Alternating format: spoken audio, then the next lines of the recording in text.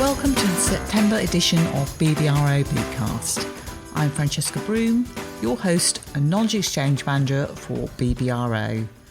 Planning on-farm cropping systems and rotations can be a complicated business. Add to that the plethora of variety choices, and it'd be no surprise that many growers find seed choice a bit of a headache. That's why this month we're going to chat to Mike May, Chairman of the Sugar Beet RL Board, on how varieties are selected and what you need to look for in order to simplify your own seed selection process. Mike, here we are in the RL field at Morley. You have a long history of RL and sugar beet, and currently you're the chairman of the RL board for us. How long have you been in that role? In the RL board? Well, at least since 2011. I can't remember exactly, but I've been involved in the RL since the 1980s, so when I was working for Morley at that stage. And what was your role then? What were you doing? I was just a committee member on the crop committee. And have you seen much change in the way that the RL has been operating up till now? It's been generally the same principle. It's been based on yield, and the way it operates, yes, we could run a lot more trials then compared to now for the cost and the number. But now what is really happening is that we've got so many traits to assess as well. And that's going to make the RL lists itself more complicated. Because if we've got a variety that's perhaps not quite there on yield, but it's got, say, good disease resistance, crop committee have often allowed that to go through because it is something we need, some tolerance to disease, for instance. So there's that sort of happening. But I think, yes, there's a lot to be considered in the next few years. Yeah, and obviously we use commercial treatments for actives on all of our RL, but the introduction of the Conviso Smart technology, I mean, that was a little bit of a difficult one to come over initially, and because we are spraying different trials, we have to use the same actives in order to make sure that the data is robust that comes out, but actually Conviso Smart isn't created for that purpose, is it? No, I mean, the problem with any sort of herbicide tolerance or any aspect is that, as you say, we're using a farmer's field, the farmer's best treatment that they would use for the good yield on their crop. So all the plots are treated exactly the same. When it comes around to Conviso, it's being used with herbicides you probably wouldn't use on a Conviso crop. You would use the Conviso herbicide plan. And with that, we can't really test it within the RL trials. Separate trials, yes, and that's what the breeders have been doing so far. They can prove quite easily that it is ALS tolerant. That's done before we accept it. Generally, it's 100% tolerant, but the yield differences are actually because it depends on what you're comparing it with. If you're comparing it with a situation where you're spraying the other crops with fairly damaging type of, potentially damaging herbicide, shall we say, and the weather isn't ideal, you can get crop damage from them. Mm-hmm. And in that case, you would see Conviso crops really out-yielding. Other situations, most growers are fairly careful. You don't get severe damage on your crop or even damage. And so there, the difference would be smaller. And so we have to rely on the data from the breeders and others from other trials. And BBRO are potentially involved in that. And we've seen a number of new ones, new smart varieties coming through now, haven't we? I know we had, I think there's one new one this year with Uma, but we've got other breeders are now introducing the technology too, aren't they? Yes, they are. I think it's available to quite a few of them, and we will have those through. The only thing we have to watch, and most growers are au fait with all of this, is that we are using an ALS herbicide, so we do need to make sure we're not building up resistance across the rotation. That's always been a benefit of the traditional beet herbicides, is that they're different in their mode of action, most of them anyway, to those used in other crops. So we do need to watch for that, and I don't think we'll get to the point where they're all Conviso type of ones, ALS tolerance, but they are useful in many different ways, particularly for weed beet, but quite a few people are using them for management because they haven't got a lot of time in the summer, or spring rather. So yes, I think it's good to see them from different companies, different aspects working on them. And as you say, we need to protect the technology, and I know there has been some talk of slight resistance coming through on one or two areas, but we don't know for certain whether that's just the management process that's been involved there. If we want this technology to continue, then the stewardship is ultra important, isn't it? It is, and I think on the whole there shouldn't be an issue in the sense of the breeders have bred it into the variety, and when they test those varieties, they're all tolerant. There isn't the case of, like on some of the other traits you might have, there might be some of the seed you buy within a pack, 3 or 4 or whatever, may have slightly different genetics to the others, but this one is generally the same all the way through, so there shouldn't be an issue on that area. And we encourage all growers to remove bolters, but that is particularly important when it comes to Conviso. Absolutely, yes, because it will restrict what you can do. Yeah, so don't be complacent. Make sure you keep an eye on those bolters in the field and do check regularly. Now, we've got 22 varieties available for 2025. Now, that's lower than previous years. Is that done for a reason? I would say it's about the same, to be honest.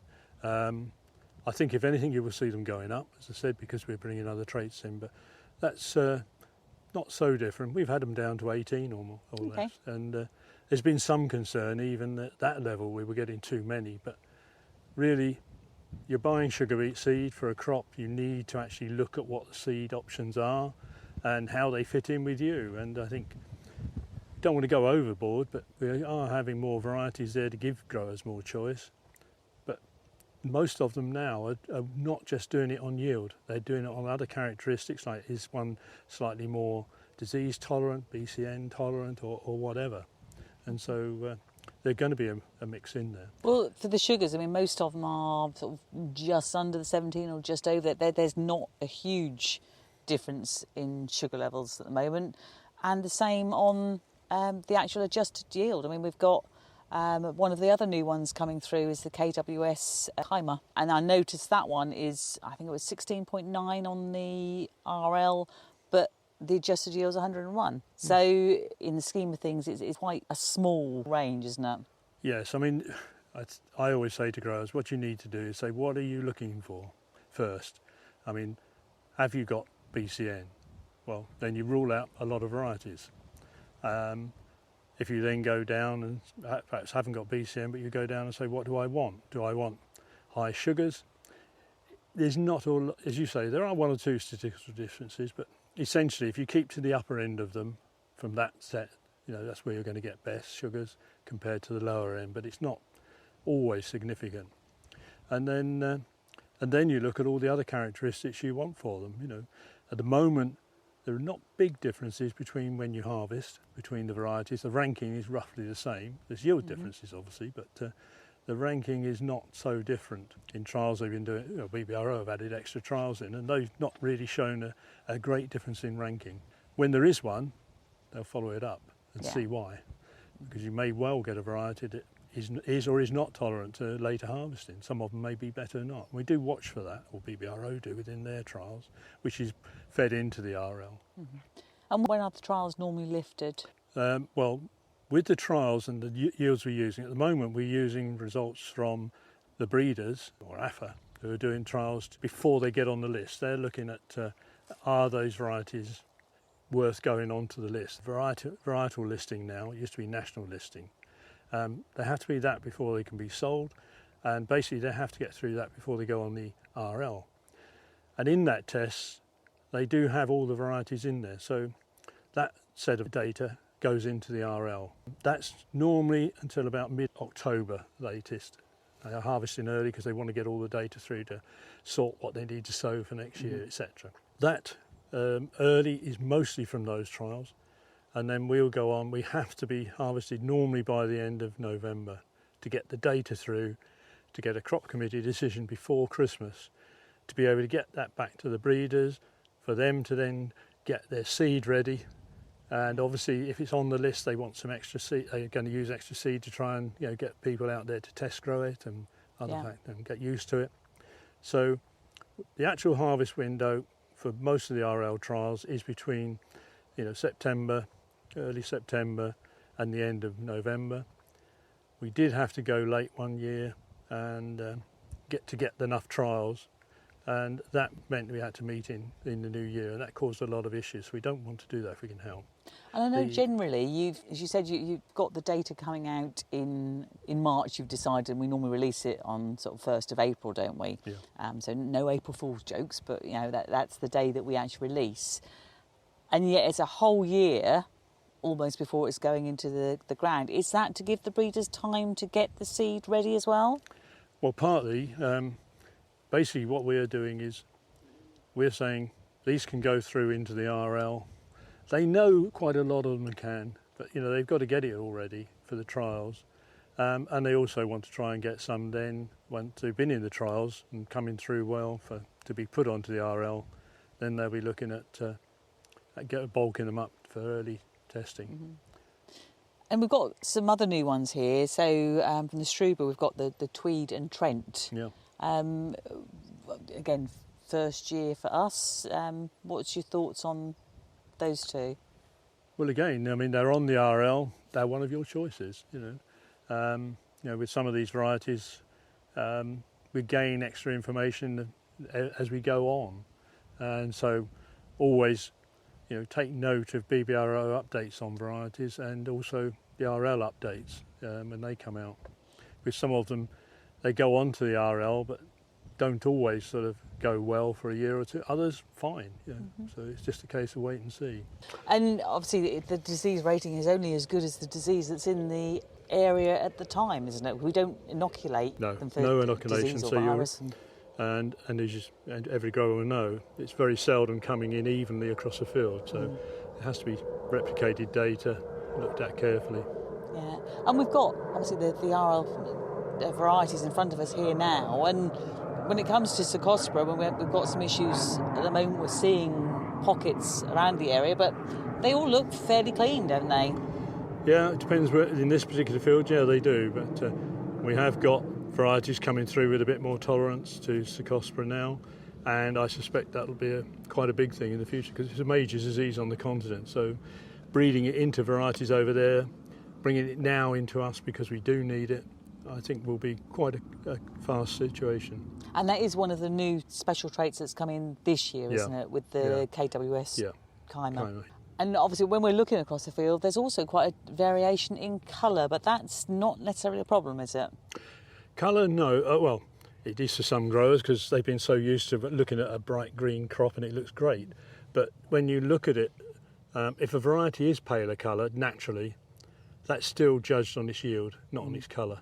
Yeah. And it can vary from site to site. We used to be putting colours, and we used to put in a habit, the crop top size, the crown height, all of these used to go in, and essentially they're variable throughout the trials depending on the sites you're at, and it's so difficult to work out what is the factor causing it.